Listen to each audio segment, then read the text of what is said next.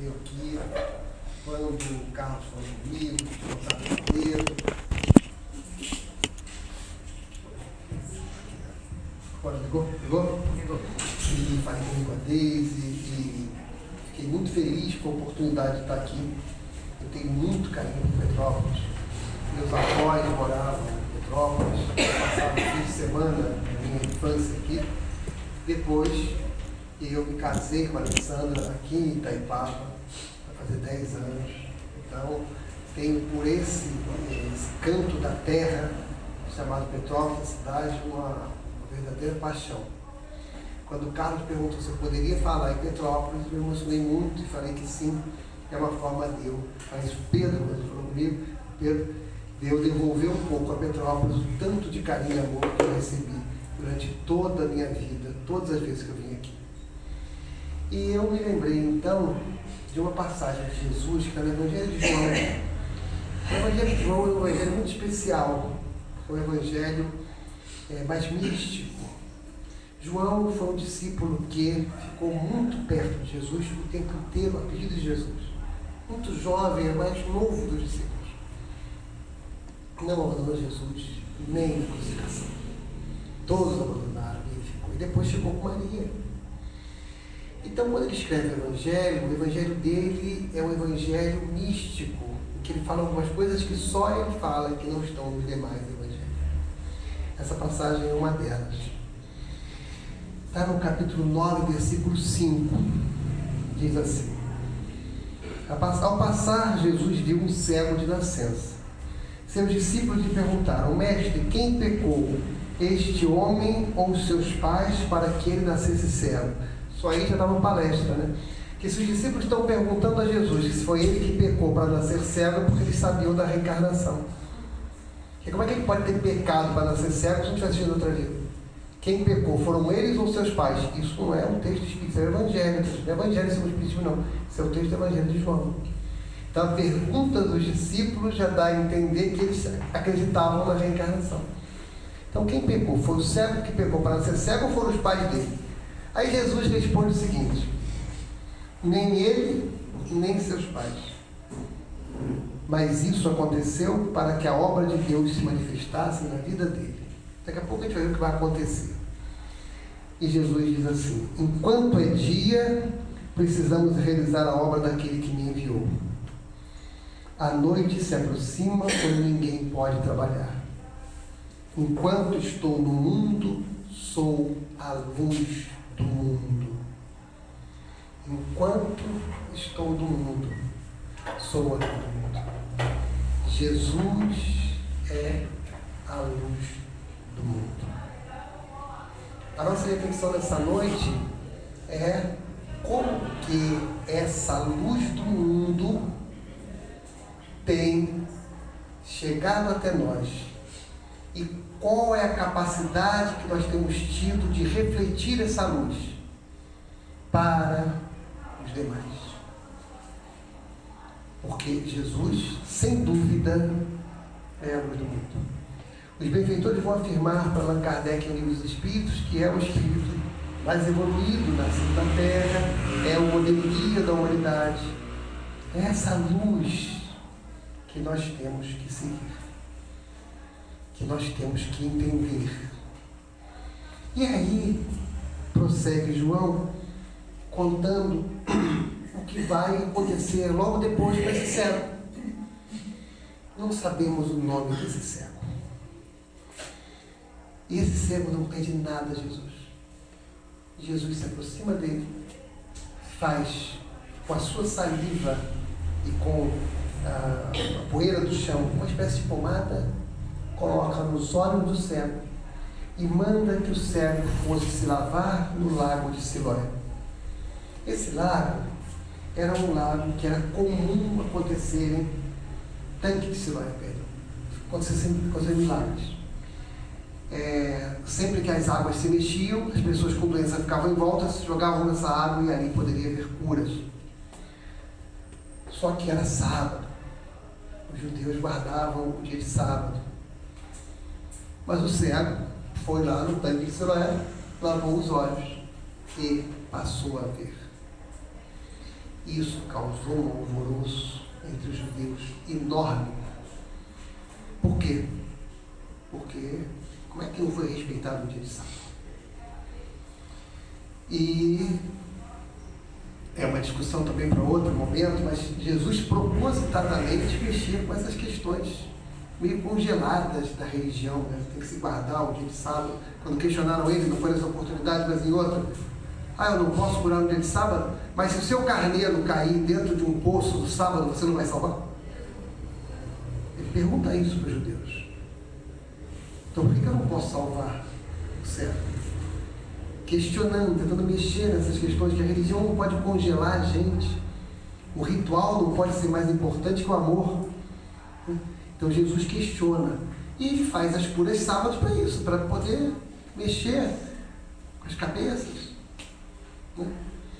E o servo curado é imediatamente procurado pelos judeus, que perguntam: você foi curado? Você era servo? Era. Você foi curado? Sim. Como é que foi isso? Ele falou assim: olha, eu era cego, Jesus se aproximou de mim, fez uma pomada, botou no meu olho, eu fui lá do lado, lavei e passei a ver. E aí eles não se conformaram, foram aos pais do cego para saber se ele tinha algum irmão gêmeo que fosse não cego de nascença, se aquilo era verdade. Os pais disseram: olha, ele não tem irmão gêmeo nenhum e ele é cego de nascença. Voltam ao cego, perguntam de novo, e ele fala: o que aconteceu foi que eu era cego, veio Jesus e agora estou vendo. E aí eles não se conformam com aquilo, acham que aquilo é um absurdo, vão até os pais ficam com medo, ameaçam todo mundo, achando que aquilo é uma grande mentira, um desrespeito. Perguntam de novo para o cego, terceira vez: o que aconteceu? Eu era cego, conheci Jesus e agora eu vejo. Essa é a nossa reflexão nessa noite. Jesus é a luz do mundo. Aquele homem era cego, conheceu Jesus e agora ele vê. E nós, com tudo isso, e nós com a luz do mundo, e nós com Jesus e a nossa cegueira, como estamos? Como que Jesus e sua verdade chegou para nós espíritas? Há toda uma história na história das religiões para que o espiritismo chegasse até nós.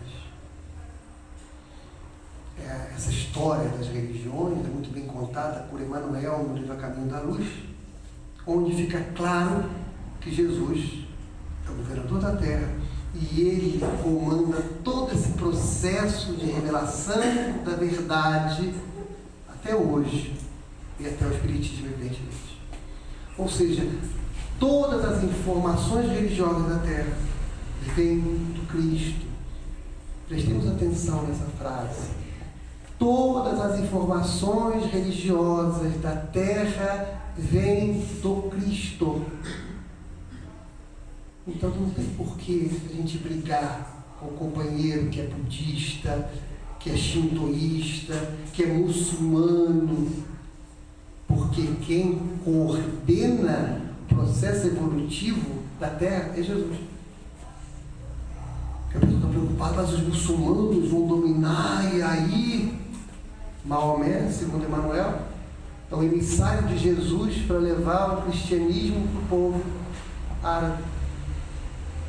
Está no Caminho da Luz.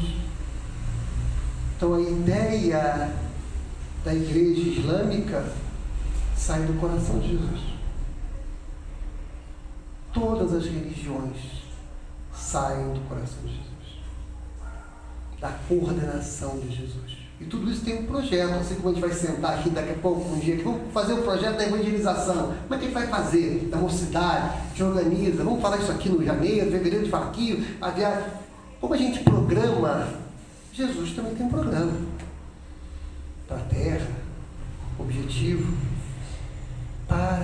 todos compreendam a mensagem do amor. A mensagem do amor, gente, não tem selo. Porque eu sou cristão, ele é muçulmano, eu sou melhor que ele, que eu sou. O amor. Quem ama mais, que é melhor.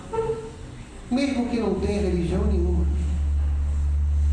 Porque a proposta do Cristo é que amemos de uma docilidade, Jesus, de uma suavidade, Jesus. E chega para nós a mensagem divina. Graças ao esforço de muita gente. Temos que dar um pulo na história, porque senão passa de meia-noite. Chega para nós, graças ao esforço desse missionário fantástico que está nas telas de cinema agora, chamado Allan Kardec. Que homem, que bom senso. Organiza todos aqueles livros e faz o livro dos Espíritos. E nós, que não entendíamos direito Deus, que antes do Espiritismo achávamos que existia o inferno e o céu, e que Deus era um Deus meio esquisito, porque ele cuidava do céu, mas tinha um ser criado por ele, que era o demônio, que cuidava do inferno. Vamos conhecer o Deus espírita. Já tinha trazido para a gente, Moisés, a ideia do Deus único, de um Deus forte. Jesus traz a ideia de um Deus amor, um Deus Pai. E Allan Kardec nos traz a ideia lúcida de um Deus que é a inteligência suprema, causa primária de todas as coisas. Um Deus que é único, imutável, eterno, soberanamente justo e bom. Um Deus que criou tudo no universo. E aí vamos descobrir que somos herdeiros de Deus, diz Joana de Anjos, porque somos criados por Ele. E aí, quando entendemos esse Deus com a razão possível, passamos a ter uma paz interior, porque descobrimos que não existe demônio, nem inferno, nem o mal como obra criada por Deus, apesar de existir a maldade por obra do nosso livre-arbítrio, que um dia vai parar de existir e em alguns lugares do universo não existe mais. É uma fase evolutiva. E isso vai nos dar uma paz, porque Deus é o nosso Pai, Deus nos ama, e eu posso entender Deus com os olhos da razão, e aí podemos dizer assim: eu era cego, conheci Jesus através das páginas lúcidas da doutrina espírita, e agora eu entendo Deus de forma diferente. Eu era cego e agora eu vejo.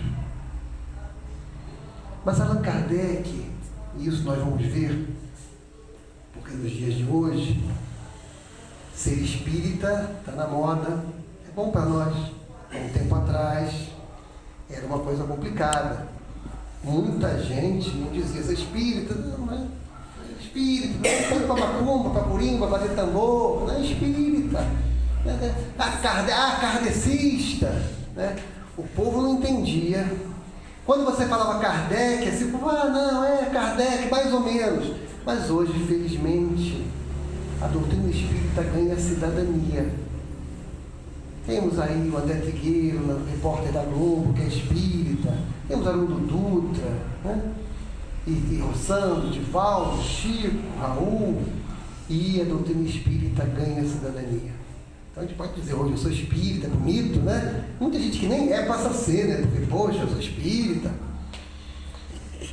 E isso, a responsabilidade é grande quando o espiritismo ganha essa cidadania, né? Agora a gente vai ter que administrar um número maior de pessoas espíritas.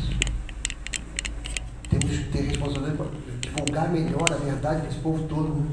Mas vamos voltar àquele começo do espiritismo, que esse filme da Allan Kardec fala bem. Quando os céus batem na terra. As portas se abrem através das mesas girantes.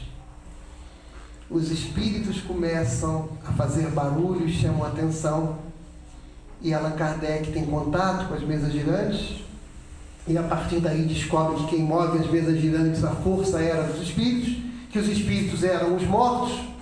E aí Allan Kardec vai, através da sua obra chamada Livro dos Médiuns, fazer um tratado sobre a mediunidade. Mediunidade que sempre existiu, mediunidade que precede a Jesus. Desde que o homem é homem, a mediunidade existe. Essa capacidade de intercâmbio dos vivos com os mortos, ela existe nos povos primitivos. Só que ela era, até Allan Kardec, alguma coisa tida como proibida, confusa, de gente doida. Muita gente foi para a fogueira porque era médium, especialmente mulheres. Pouquíssimos homens. Olha o preconceito do homem contra a mulher. Porque eram as bruxas, porque eram médiums. Muita gente foi internada em hospício porque era médium. Ainda tem. Porque era médium. Aí você botava no hospício. Muita gente foi trancada dentro de casa porque era médium. Aí Allan Kardec organiza, estuda a mediunidade, diz o que é, e traz a mediunidade para alguma coisa compreensível, dá cidadania para a mediunidade, no termo atual, e mediunidade passa a ser uma coisa compreensível. Hoje, mesmo quando a pessoa não é espírita, tem um médium na família, isso é mediunidade. Palavra cunhada por Allan Kardec. Ele é médium. Isso é obsessão. Outra palavra cunhada por Allan Kardec no sentido que foi dado por ele. Da influência negativa e persistente um espírito sobre o outro. E aí, através da comunicabilidade com os espíritos, da mediunidade estudada e compreendida por Kardec, nós vamos compreender que a morte não destrói a vida, que a morte não existe. A imortalidade da alma é uma verdade falada por todas as religiões. Todas as religiões defendem que depois que o corpo morre, a alma fica viva. Mas onde? No céu, dormindo, aguardando o julgamento. Vem o Espiritismo. Através do que os mortos dizem, dizer o que acontece com a gente depois que a gente morre. Ou seja, a morte deixa de ser alguma coisa pavorosa para ser alguma coisa compreensível. É uma passagem dessa para outra dimensão. Não faz nenhum milagre a morte em termos evolutivos para nós. O que nós somos aqui hoje, seremos no mundo espiritual. Não seremos melhores, não seremos piores. Os nossos problemas não serão resolvidos com a morte. Alguns são, né? O financeiro, né? Algumas crises, elas podem acabar, algumas doenças, mas esses não são os nossos piores problemas. Os nossos piores problemas são da cabeça, são da emoção, que continuam com a gente depois que a gente morre. Por isso que a gente tem que resolver agora, né? Melhorar a cabeça, pacificar, melhorar-se por dentro, ter a felicidade, porque o reino dos céus está dentro de nós, porque ele não tem aparências exteriores. Então eu posso estar no céu, felicidade, hoje. Não tenho que morrer para ir para o céu. E não vai ser morrendo que eu vou para o céu. Mas eu posso estar no céu da felicidade, da serenidade, da tranquilidade. É possível, a mensagem da Joana no começo. É possível eu ter a paz e a tranquilidade hoje para o céu. Mas se eu estiver atormentado, perturbado, numa faixa negativa, etc., eu estarei no inferno hoje. No inferno da angústia, do desespero, no corpo. E se eu sair do corpo na faixa do céu, continuo. Se eu sair do corpo na faixa do inferno, eu continuo. Porque a morte é uma mudança apenas de dimensão.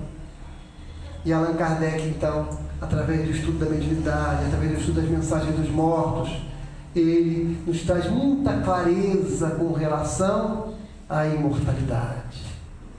E aí, mais uma vez, lembrando do cego e de Jesus, a luz do mundo, podemos dizer, antes de conhecer o Espiritismo, eu não entendia direito a morte, tinha medo de morrer, sofria com a morte dos meus parentes, sofria com a saudade. Depois do Espiritismo, eu entendi melhor a morte. Eu era cego, agora eu vejo. Eu entendo Deus melhor.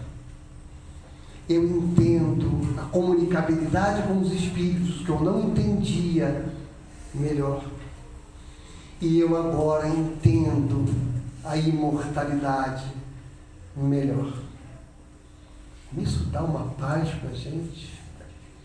Porque eu sei que Deus é paz, Pai, e me ama profundamente. E sei que eu sou um espírito, que estou no corpo, e que quando eu morrer, eu estou fora do corpo, continuo vivo. E mais que tudo, eu sei que os meus amores queridos, que já foram, continuam vivos, nos amando, pulsando e vibrando do amor. Isso é tão bom saber. Ontem, minha avózinha Faria, que era que morava em Petrópolis, faria 105 anos nesse corpo. Ela desencarnou com 96. Eu orei, pedi a Deus para levar ela, meu coração de gratidão por tudo que ela fez por mim. Porque eu sei que ela está bem. É tão bom saber que os nossos amores continuam nos amando. Que o coração deles continua pulsando perto do nosso coração. E o Espiritismo nos dá essa certeza que os nossos amores nos amam no mais além. Quantas vezes companheiros não espíritas, quando perdem entes queridos, nos procuram para que a gente possa fornecer para eles esses subsídios. É importante a gente estudar. E aí a gente tem o que falar, tem o que oferecer, tem um livro que a gente já leu, empresta, pega na biblioteca, sugere que compre, porque a gente sabe que aquele livro tem o conteúdo que a pessoa precisa, porque a gente leu. A importância de poder ajudar, né? O Espiritismo, sem dúvida nenhuma, é para esse momento da vida a religião com mais possibilidade de ajudar, né? O momento da desencarnação de entes queridos para aqueles que não são espíritas. E a pessoa não precisa ser espírita não, gente. Não precisa, agora que eu vou trazer, precisa de espírita, agora vai virar espírita. Não nos preocupemos com isso não. Kardec não se preocupava com isso. Vamos ajudar para que a pessoa sofra menos. Para que ela entenda que o amor dela continua vivo. Se ele virar espírita, não virar espírita, isso é o plano de Jesus. Deus é que é pai dele. Mas vamos oferecer o braço, o abraço, o calor e a beleza da informação. Porque aí a pessoa melhora, né? Fica mais tranquila. Tem uma outra questão que nos angustia, mesmo que eu já saiba que Deus é Pai de amor, que não tem inferno, que a morte não existe, que os mortos se comunicam. Mas como entender que um cego nasce cego? Como entender que uma criança morre criança na flor da idade? Como entender o enterro de uma criança? Como entender que alguém morre com um tiro de uma bala perdida, que não é perdida coisa nenhuma? Como entender que alguém tem muito dinheiro muito poder, muita felicidade, e outros tantos não têm nem o que comer.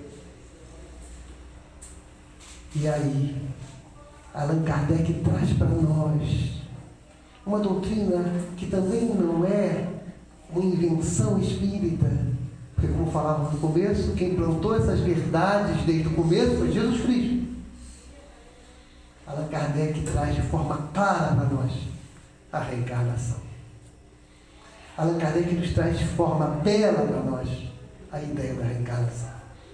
Castro Alves, o poeta brasileiro, por Chico Xavier, essa poesia está no Parnaso de Alentour, diz assim: há mistérios peregrinos nos mistérios dos destinos que nos mandam renascer. Da luz do Criador nascemos, múltiplas vidas vivemos, para a mesma luz volver. Olha o conceito de reencarnação. Da luz do Criador nascemos, múltiplas vidas vivemos, para a mesma luz volver. Então, essa é a ideia da reencarnação. Diz Joana de Ângeles, no livro Estudos Espíritas, por Divaldo, que a reencarnação é o retorno do espírito ao corpo, tantas vezes quantas sejam necessárias para que ele atinja a perfeição possível. Então, a reencarnação é exatamente essa ideia do princípio da lei de progresso. Nós nascemos simples e ignorantes e, através da reencarnação, nós vamos progredindo. É o nascer, viver, morrer, renascer ainda, progredir sempre. Tal é a lei, frase atribuída a Allan Kardec, porque não está em nenhuma das suas obras. Mas é a ideia mesmo que Allan Kardec pegou. Nascer, viver, morrer, renascer ainda e progredir sempre. Nesse nascer, renascer, a gente no começo erra muito. E aí tem que consertar. Aí a gente conserta, depois erra de novo, tem que consertar. Tem uma frase do Cristo muito boa, que diz assim: a semeadura é livre, a colheita obrigatória. Ele diz de uma forma também muito bonita: a cada um segundo suas obras. Então, que é o conceito de justiça, dar a cada um aquilo que é seu. E através da reencarnação, nós compreendemos por que um ser, não esse da passagem, porque esse da passagem, ele reencarnou cego para isso, para o seu testemunho. Mas vamos entender que toda vez que nós temos uma doença de nascença, ela tem a causa em outra vida. Todas as nossas limitações nessa vida têm causa em vidas anteriores. E é interessante que o pessoal que não acredita na reencarnação fala isso. Eu joguei pedra na cruz, eu salguei a Santa Ceia. A pessoa está falando o quê? Que em outra vida fez alguma coisa para merecer alguma coisa que ela não merece por essa vida. Mas ela não acredita na reencarnação. Ela está exatamente explicando para ela mesma: se eu estou sofrendo alguma coisa que eu não dei causa hoje, é porque alguma coisa eu fiz no passado. Porque todos nós sabemos, porque nós reencarnamos um monte de vezes a nossa memória. A gente dorme, lembra, acorda, tem alguma coisa. A reencarnação está na nossa história. E a reencarnação é a única forma de nós compreendermos as aparentes injustiças terrenas. Por que uns são maus, outros são bons? Por que uns têm mais dinheiro, outros têm menos dinheiro? São as provas e expiações. E de vez em quando um monte de gente morre junto, as expiações coletivas. Sofre aquele povo que morre, sofre a família e sofre a terra inteira. E aí todo mundo vai lá, é solidário, aí todo mundo ama. Aí a ciência descobre a cura de alguma doença por conta daquilo. É evolução coletiva, por conta de uma expiação coletiva. E a lei, gente, de causa e efeito, ela é perfeita, porque Deus é soberanamente justo e bom. Não existe injustiça de Deus. Deus escreve certo por linhas certas. É comum a gente dizer quando morre uma criança, por exemplo, que é muito duro para os pais, né? Mudou a ordem natural das coisas, a ordem cronológica, porque natural está nas leis de Deus. E se a criança morreu antes dos pais, é porque estava nas leis de Deus aquilo previsto para o crescimento da criança e de seus pais. E Deus escreve certo por linhas certas. A gente é que não consegue entender e ver torto, porque as linhas de Deus são todas certas. Então vamos passar a entender que tudo que acontece na nossa vida está dentro da lei de causa e efeito para o nosso aprendizado. A lei de causa e efeito, a lei de justiça divina, não pune para castigar. Isso é coisa dos nossos códigos penais que já estão acabando com isso. Tem gente que quer que continue assim, mas o direito penal mundial evolui para que a pena seja para reeducar, não mais para castigar. Então, se o direito penal humano já está chegando ao ponto da reeducação, Deus, gente, a lei de causa e efeito tem por objetivo que nós aprendamos. Nós sofremos as consequências dos nossos atos para que nós corrijamos a nossa forma de agir. Todo o nosso sofrimento, qualquer que seja, tem relação com uma da imperfeição nossa. Allan Kardec fala isso no livro Céu e Inferno, Código Penal da Vida Futura, é um capítulo lá. Toda a imperfeição nossa tem a ver com o sofrimento nosso. E ele ensina para a gente, porque Leon Denis vai dizer que é a chave da felicidade. Se eu corrigir a imperfeição, acabou o sofrimento. Vou repetir. Se eu corrigir a imperfeição, acabou o sofrimento. Então, toda vez que eu estiver sofrendo, todos nós, às vezes, passamos por fase da vida, que tem alguma coisa que nos angustia, nos faz sofrer, o que é? O que está nos fazendo sofrer? E aí, isso está relacionado aqui à imperfeição. Se eu corrigir a imperfeição, acaba o sofrimento. Algumas vezes, quando eu medito, eu vejo que eu estou dando causa a isso nessa vida. Eu estou sofrendo isso porque eu estou fazendo isso. Se eu parar de fazer isso, eu paro. Kardec fala isso do Evangelho segundo o Espiritismo, causas atuais das aflições. Mas às vezes a causa não está nessa vida. Então eu vou ter que entender que a que imperfeição se refere esse sofrimento. Corrigindo a imperfeição, eu acabo com o sofrimento. Allan Kardec nos diz assim: se você puder fazer o bem que tem a ver com a sua imperfeição, melhor ainda, porque acelera o processo de reequilíbrio. Pedro fala: o amor cobre a multidão de pecados. São Pedro apóstolo, na sua carta. A lei de causa e efeito quer nos fazer aprender, é pedagógica. Então, tudo que nós fazemos tem consequências, para que nós aprendamos a fazer as coisas boas. Eu sempre dou o exemplo de quem está vivendo aqui agora. Nós estamos aqui, num centro espírita querido, que faz 14 anos esse ano. E por estarmos aqui, estamos recebendo inspiração de benfeitores, que enquanto eu aqui falando, ele está aí inspirando vocês e levando ideias boas. E aí depois ele toma um passe e saímos daqui. Eu desejo, mas eu tenho certeza, não pelo que eu falo, mas pelo que os benfeitores fazem. Todos sairemos daqui com algumas reflexões positivas. Lei de causa e efeito. Mas tem outros companheiros que agora estão na happy hour, eles estão na lei de causa e efeito colhendo a alegria da happy hour, mas não estão colhendo as reflexões da casa espírita. Então, outros companheiros estão vendo novela em casa, estão colhendo lá as informações da novela, mas nós estamos colhendo as informações da casa espírita. Hoje estão agora na igreja evangélica, católica, etc., colhendo então as informações da igreja. A lei de causa e efeito é assim. Estamos aqui, estamos nos beneficiando desse ambiente. Então ela não demora assim, vou plantar hoje, como se fosse uma mangueira que eu vou plantar, né? E vou colher a manga daqui a 30 anos. Também tem coisas que nós fazemos e que as consequências são para daqui a 30 anos. Mas ela funciona com um dinamismo fantástico. E a misericórdia divina na lei de justiça, ela é fantástica.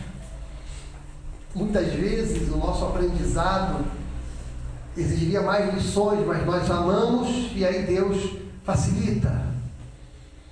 Porque Ele nos ama. E por que quer que a gente aprenda?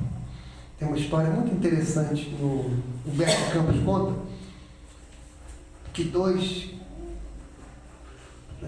pessoas se encontram, um sábio, um médium, e falam assim, e esse médium fala para aqueles dois ali, está vendo aqueles homens que estão entrando ali para caçar, agora ali, no mato, para pescar, para caçar?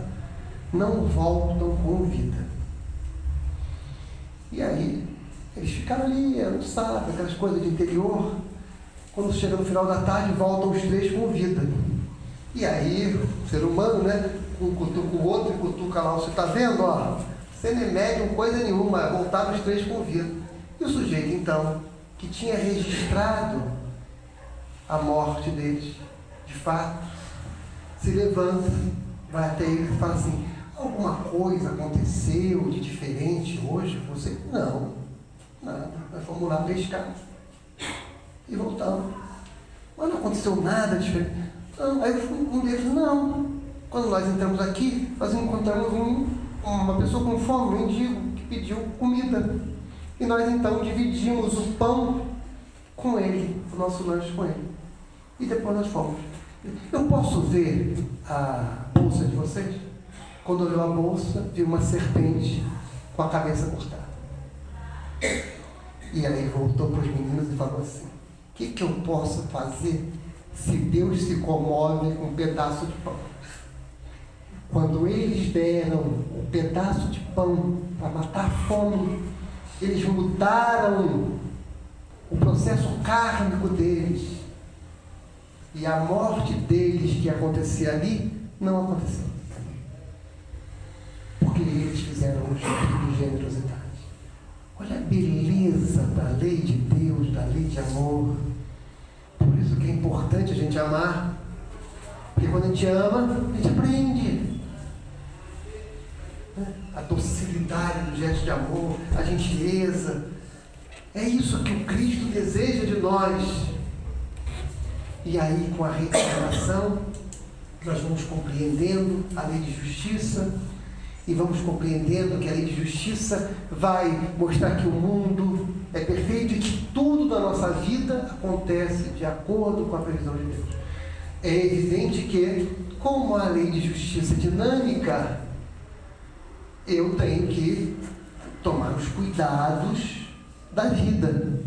Porque tem o que se chama débito de resgate imediato. Eu confio, não, vou confiar em Deus, vou sair agora de noite aqui, vou atravessar essa rua sem olhar. E vou morrer atropelado, porque eu dei causa ao atropelamento. Então eu confio em Deus, a gente tem que ter as cautelas para não incorrer num débito de resgate imediato. Ter os cuidados.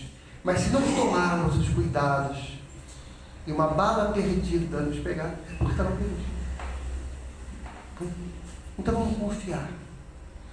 Nenhuma folha cai de nenhuma árvore sem que Deus o saiba. Nenhum fio de cabelo cai de nossas cabeças sem que Deus o saiba. Vamos confiar em Deus nos dias de hoje tumultuados. Orar, vigiar. E vamos entender que tudo isso é uma fase. Porque a Terra é um dos planetas do universo que é habitado, que existem diversos mundos semelhantes à Terra habitados, e que os mundos evoluem como os homens evoluem. A Terra está evoluindo de mundo de provas e expiações para mundo de regeneração. Logo mais, o amor será a regra na Terra, como existe amor em outros mundos mais evoluídos que a Terra. E aí eu vou compreender que antes do Espiritismo, Eu era cego.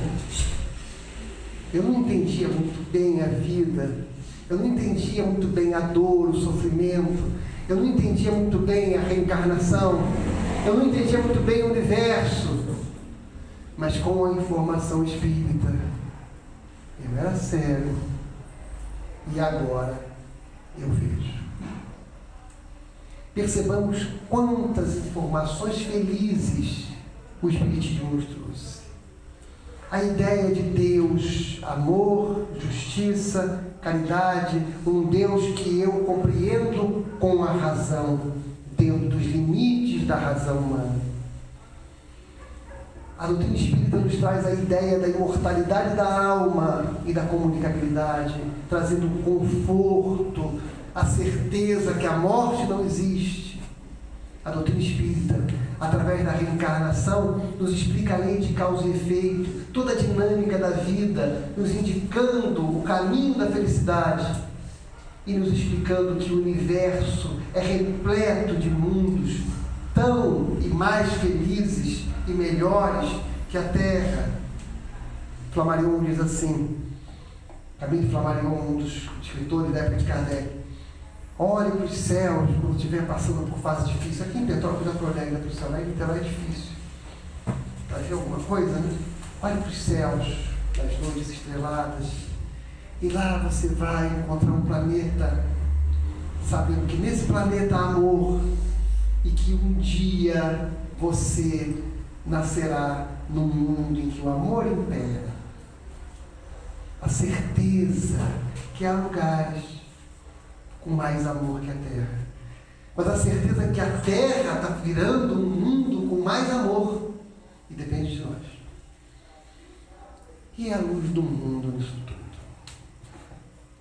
Jesus é a luz do mundo. Jesus nos traz essa luz e faz chegar até nós, quase 2000 anos depois da sua vinda, faz chegar até nós a doutrina espírita. Que bênção nascer em terras brasileiras. Temos os livros espíritas traduzidos do francês para cá. E nós temos centenas de obras espíritas criadas em português por Chico, Divaldo, Raul e tantos outros, Olivone Pereira, Zilda Gama e uma série de outros escritores. Minha gente, na França hoje é difícil encontrar livros espíritas em francês. Nos Estados Unidos é difícil livros espíritas em inglês. E em vários países do mundo não se encontra obras espíritas. E nascemos no Brasil, nessa terra abençoada que tanta gente quer ter pelas costas.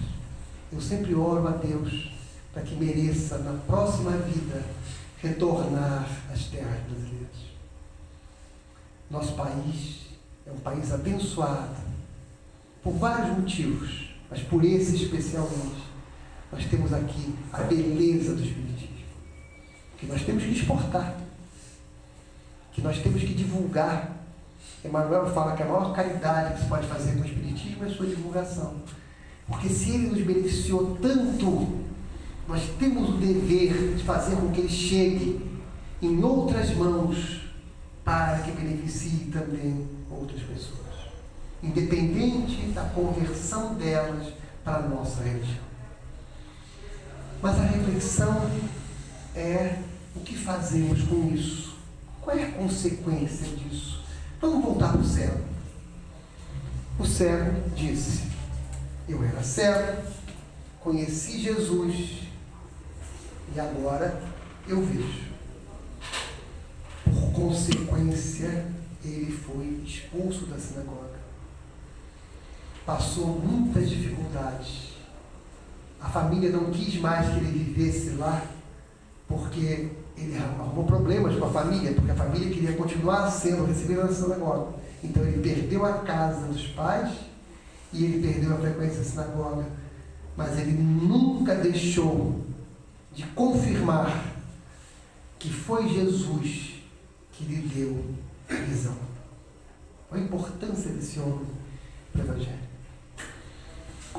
quando nós entendemos que as informações do Cristo que chegaram até nós de diversas formas, mas especialmente pela via espírita, elas são transformadoras em nossa vida. Isso exige de nós uma mudança de postura. Exige de nós assumirmos que a luz do mundo hoje reflete em mim e eu sou outra pessoa. Emmanuel diz assim: ninguém que conheceu Cristo é o mesmo depois. O encontro com Jesus é uma coisa extraordinária em nossas vidas. E nós não somos os mesmos depois desse encontro.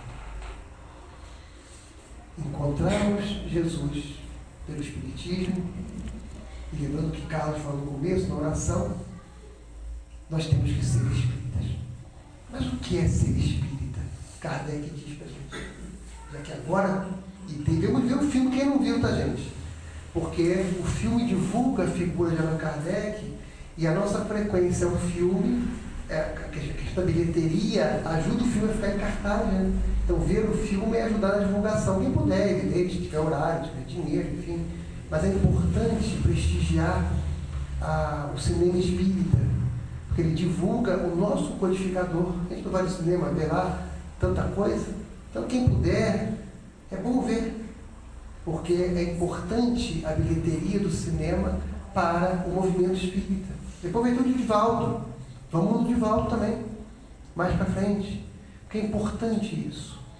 Mas aí Kardec vai dizer assim: conhece-se o verdadeiro espírita por sua transformação moral, pelos esforços que faz para domar suas más inclinações. Então, meus irmãos, essa é a fórmula. Na hora que nós descobrimos que a doutrina espírita mudou a nossa forma de ver o mundo, acabou com a nossa cegueira em muitos assuntos, que éramos cegos, éramos ignorantes, nós temos o dever de nos transformar. Temos o dever de nos modificar, de nos esforçar pela modificação. É um trabalho de toda uma vida, é um trabalho de várias vidas. Mas o resultado é todo nosso, porque nós é que vamos conviver conosco mesmo daqui para frente. Nós continuaremos convivendo daqui para frente. Nós não sabemos com quem mais nós vamos viver, quem a gente vai encontrar depois da morte. A gente espera que encontre os amores queridos dessa vida e outras vidas, que volte de novo com todo mundo que a gente ama. Mas independente de quem a gente encontrar, conosco mesmos, nós vamos encontrar. Então é bom que a gente esteja melhor, né? Mais leve, mais bonito espiritualmente, mais formoso, vibrando numa energia mais bonita, né? Então vamos nos esforçar pela transformação moral, né? Pela tranquilização, né? Esse autoconhecimento que é diário, né? Lá na 919 do Livro dos Espíritos, para quem quiser estudar um pouquinho mais, está lá. Todo dia de noite, medito o que eu fiz contra mim mesmo, contra Deus, contra o próximo, e aí no dia seguinte eu conserto. É um trabalho. Hoje é difícil de fazer isso. Sabe por Santo Agostinho, quando ele responde isso para Allan Kardec, e ele, Santo Agostinho, assina essa resposta, que é raro em Livros Espíritos, e ele tem um livro, quando ele estava no corpo, um santo, né, um estudioso católico, ele escreveu um chamado Confissões, em que ele fala isso, da transformação moral, dos esforços para melhorar, se ele viver esse conflito de transformação. E naquela época, que ele responde a Kardec, em 1857, nós não tínhamos televisão, nenhum rádio, né? Não tínhamos internet, não tínhamos essas coisas todas que tomam a nossa mente todo dia. A gente aí vai dormir, catota, nem rezar direito a gente reza. Então como é que a gente vai fazer o autoconhecimento? Aí é na dinâmica do dia a dia, minha gente. Quando a gente vê que agiu mal, vai ter que estar pensando na gente. A gente vai lá e conserta. O autoconhecimento ele é fundamental para que a gente não entre, por exemplo, nos processos de depressão. Porque eu estou lá muito bem, de repente vem a tristeza. Então tem hora que bate uma tristeza, e aí eu não sei o que é, aí fico triste. Mas peraí, por que eu estou triste? Eu estou triste porque tive uma notícia ruim. Então, peraí, vamos orar, entender isso à luz do Espiritismo, da reencarnação. E quando eu vejo que eu não estou triste, mas não tem motivo nenhum, vamos rezar, que é capaz de eu estar numa obsessãozinha aí. Vou lá no centro tomar um passe. E tem hora que ele está alegre. Por que eu estou alegre? Eu estou alegre porque meu Fluminense ganhou. 2-4-1. Mas motivo de alegria para quem gosta de futebol. O seu time ganhou, né? O seu time perdeu. Se o time perdeu, fica triste? É normal, mas também se acabar porque o time perdeu, aí também toma passe, né? É entender o sentimento. Eu estou alegre porque eu recebi a mensagem da minha namorada, da minha esposa, né? Que carta não tem mais, né? Nem e-mail, né? Mas eu recebi uma mensagem no WhatsApp, eu vi uma coisa no Facebook, uma coisa no Instagram, bacana, e que me fez ficar alegre. E aí eu vou entendendo os meus sentimentos. Se eu não tiver o controle da minha vida, eu vou perdê-la. Deixa a vida me levar, a vida leva eu. Leva para onde? Para onde o vento vai levando. Então, a gente tem que ter o controle da vida. É o processo de autoconhecimento. O que eu gosto, o que eu não gosto, o que me faz feliz, o que não me faz feliz. De quem eu gosto, de quem eu não gosto. Por que eu não gosto daquela pessoa? Ela fez algum mal para mim? Eu não gosto porque ela grita comigo, etc. Eu não tenho culpa, então eu não vou viver com ela. Esse é autoconhecimento. Aí é o controle da vida. É ter o domínio da vida para melhorar-se. Para cada dia ser melhor. Né? E aí isso vai continuar depois que a gente desencarnar, tá, gente? Porque continua no mundo espiritual. Mas vamos ter o domínio disso. Conhece-se a ti mesmo. Lá, 919. Quem disse isso foi Sócrates. Santo Agostinho evoca isso. Allan Kardec conhece o verdadeiro espírita por sua transformação moral, pelos esforços que faz por transformar-se. Termino com uma pequena história do Rabindranath Tagore, que é um autor indiano que ganhou o Prêmio Nobel de Literatura. Ele escreve por Divaldo, mas esse trecho que eu estou contando é do livro dele, Encarnado. E Humberto de Campos, inclusive, cita esse trecho numa das obras de Chico Xavier. E eu ouvi isso numa palestra de Raul. Então, como o Carlos vai falar de Raul, e vocês falaram do Raul, que é um querido nosso, o Raul é um médico querido, uma pessoa muito querida, que fundou nossa CEF, e eu ouvi dele essa história. É uma história bonita, pequenininha. Diz que um homem,